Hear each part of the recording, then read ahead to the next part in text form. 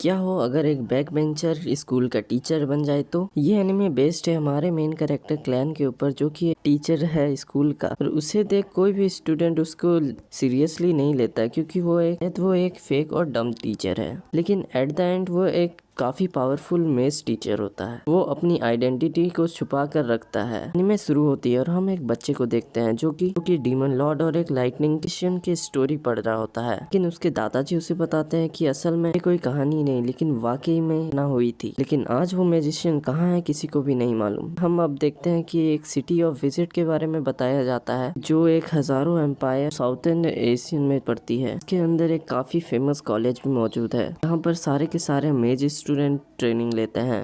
एक सुबह हम एक लड़की को देखते हैं जिसका नाम रूमिया टिंगल होता है। वो भी उससे स्टूडेंट थी, और वो जब रास्ते से जा रही होती है तब एक ओल्ड मैन को देखती है जिसका लगी होती है, और वो बहुत इंजर्ड भी था। उसे देखकर रूमिया उसके पास आती है और अपनी मैजिक पावर से उसे ठीक करने लग जाती है। वो बंदा रूमिया का शुक्रिया अदा करता है। रूमिया उसकी बात को छुपाने के लिए कहती है कि हमें यहाँ मालूम पड़ता है कि इस एकेडमी के बाहर कोई भी मैजिशियन अपना पावर को यूज नहीं कर सकता। तभी उस जगह में उसकी छोटी बहन आ जाती है, उसका नाम सिस्टिंडी होता है, और वो दोनों क्लास में ही पढ़ते हैं। लेकिन के बाद वो लोग स्कूल की तरफ निकल पड़ते हैं। रास्ते में वो दोनों बात करते हैं कि जानते हो हमारे स्कूल में एक न्यू टीचर आने वाला है। वो दोनों काफी ज्यादा एक्साइटेड थे, और वो दोनों के दोनों रास्ते से जा ही रहे होते हैं कि तभी अचानक से ग्लेन विची भाग भाग के स्कूल की तरफ जाने लगता है। लेकिन वो रास्ते में रोमियो और उसकी बहन से टकराने वाला होता है। इसे देखकर वो अपनी मैजिक पावर से उसे रोक देती है। वो ग्लेन सीधा फाउंटेन के ऊपर जाके गिर जाता है। लेकिन उसके बाद भी वो टीचर बाहर निकलकर हीरो की तरह लेता और उस जगह में रोमियो को देखकर टच करने लगता है, जिसे देखकर सिस्टिन को काफी ज्यादा गुस्सा आने लगती है। वो इस बार अटैक करती है, जिसके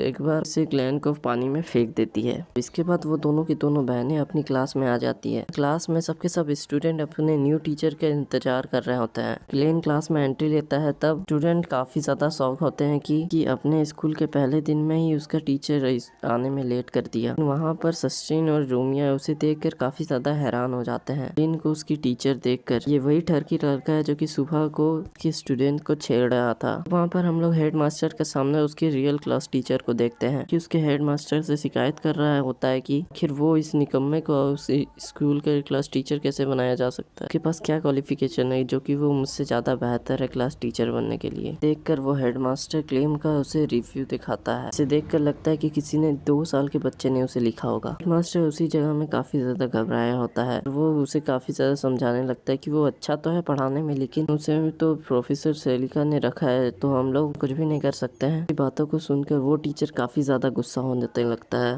वो कहता है कि प्रोफेसर सेलिका होती कौन है। वहाँ पर अफसोस सेलिका ने उसकी पूरी बातों को सुन लिया था, और उसे देखकर वो टीचर डर के मारे उस सिटी को छोड़ दिया। जाने के बाद वहाँ पर सेलिका हेडमास्टर को बताती है कि एक नॉर्मल टीचर ही नहीं, लेकिन हम लोग के लिए काफी ज्यादा महत्व रखता है, और मैं इस बात की जिम्मेदारी लेती हूँ कि अगर वो स्कूल में कुछ भी गड़बड़ी करेगा तो सारा इल्जाम मेरे ऊपर आ जाएगा। हम क्लास में देखते हैं कि जहाँ हम ब्लैक बोर्ड में खिचड़ी पका रहा होता है। उसे देखकर क्लास को कुछ भी समझ में नहीं आता। उसमें से एक लड़की वहाँ पर खड़े होती है और क्लैन से पूछती है कि टीचर आपने वो ब्लैक बोर्ड में क्या लिखा है, मुझे कुछ भी समझ में नहीं आ रहा है। उससे आइडिया देता है कि वो घर में जाकर यूट्यूब से पढ़ ले। उसकी बातों को सुनकर सिस्टीन को काफी ज्यादा गुस्सा आती है। कहती है कि बट तुम इस स्कूल में क्यों आ रहे हो। वो इसी जगह में जैसे क्लास की रिंग बजती है, तभी उस जगह से ऐसे भागता है कि जैसे कोई कैदी। क्लास खत्म होती है और हम लोग गर्ल्स को दिखाते हैं, रूम का सीन देखते हैं। पर वो सबके सब अपने कपड़े को बदल रहे होते हैं सोने के लिए, और तभी वहाँ पर उस जगह में से क्लेन भी वहाँ पर पहुँच जाता है। वो इस एकेडमी में पहली बार आया था, लेकिन वो उस लड़कियों को देखकर वहाँ से भागता नहीं है तब तक जब तक लड़कियाँ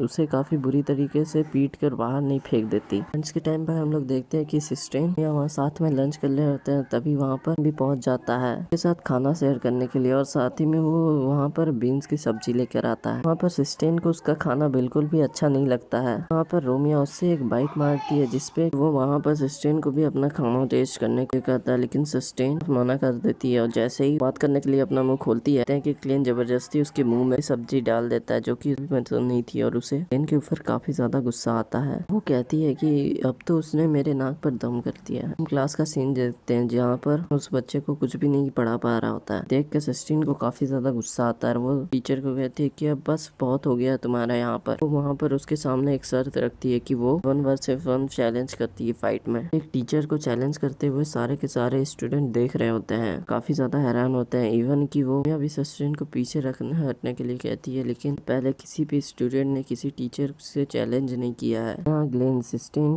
के इस चैलेंज को एक्सेप्ट कर देता है। इस सीन में हम उन दोनों को ग्राउंड में आमने सामने देखते हैं। वहाँ पर सबसे पहले स्ट्राइक करती है सस्टेन कि मैजिक बॉल नहीं, उस ग्लेन की हालत खराब हो जाती है और इसके बाद वो उसके ऊपर लगातार अटैक करती है, लेकिन वहाँ पर ग्लेन नहीं कर पाता। वो देखकर काफी ज्यादा इंजर्ड हो जाता है, वहाँ पर हार जाता है। देखकर वहाँ पर काफी ज्यादा हैरान थे सब लोग, ग्लेन ने उसकी पावर का यूज क्यों नहीं करा। और इवन और अगले दिन हम लोग क्लास में देखते हैं कि क्लैन को कुछ भी फर्क नहीं पड़ रहा होता है। वो वहाँ पर ब्लैक बोर्ड में बुक को कील के जरिए ठोक देता है और बच्चों को खुद ही पढ़ने के लिए बोलता है। इवन तो वो एक रत्ती भर का अफसोस भी नहीं था कि कल वो स्टूडेंट से पीट चुका है और आज भी वो वही हरकतें कर रहा है। राज सस्टेन इस एटीट्यूड पर काफी ज्यादा गुस्सा आता है। वो अपने टीचर से आर्ग्यूमेंट करने लगती है और वो कहती है कि जानते हो कि मैजिक के बारे में ऐसी चीज है जो कि किसी बंदे को फिजिकल बॉडी इतनी स्ट्रॉन्ग ना हो, लेकिन पास मैजिक है तो वो किसी को भी हरा सकता है, वो अगर उससे साइज से दुगना भी क्यों ना हो। वहाँ पर ग्लेन उससे कहता है कि मैजिक देखा जाए अगर मेरी नजर से तो बिल्कुल बेकार है, जिससे सभी बार बर्बादी ही होती है और जब मैजिक इंसानों के लिए भी काफी ज्यादा खतरे चीज है। अब हम लोग उसके बाद देखते हैं कि ग्लेन जो कि मैजिशियन के बारे में बुरा बोल रहा होता है, तब उसकी बातों को सुनकर सस्टेन काफी ज्यादा बुरा रखता है और उसे खींच के थप्पड़ मारती है और कहती है कि तुम किसी के बारे में और किसी की फीलिंग्स के बारे में कभी भी नहीं समझ पाओगे। तुम्हें पता भी है कि हम लोग कितनी ज्यादा मेहनत करते हैं दिन रात बनने के लिए और तुम मेरे सामने मैजिक की बेइज्जती कैसे कर सकते हो। उसके बाद वो इस जगह से रोते रोते चली जाती है। यहाँ पर वो थप्पड़ के बाद ग्लेन